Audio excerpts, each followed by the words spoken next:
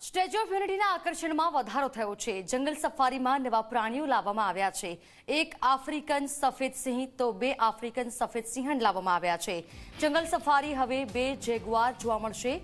વિલુપ્ત થઈ રહેલા ઉરાંગ ઉટાંગ જંગલ સફારીમાં લાવવામાં આવ્યા છે। ઉરાંગ ઉટાંગ માટે ખાસ વિસ્તાર ડિઝાઇન કરવામાં આવ્યો છે।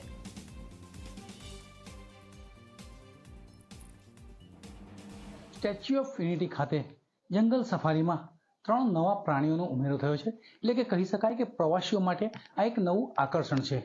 વાત કરીએ તો ઉરાંગ ઉટાંગ, જેગુઆર અને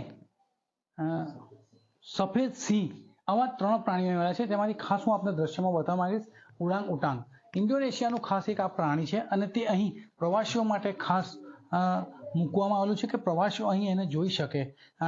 કહી શકાય કે ભારતમાં કદાચ આ પ્રથમ વખત આ જે પ્રાણી છે તે પ્રાણી સ્ટેચ્યુ ઓફ યુનિટી ખાતેના પ્રાણી સંગ્રહાલયમાં લાવવામાં આવ્યું છે।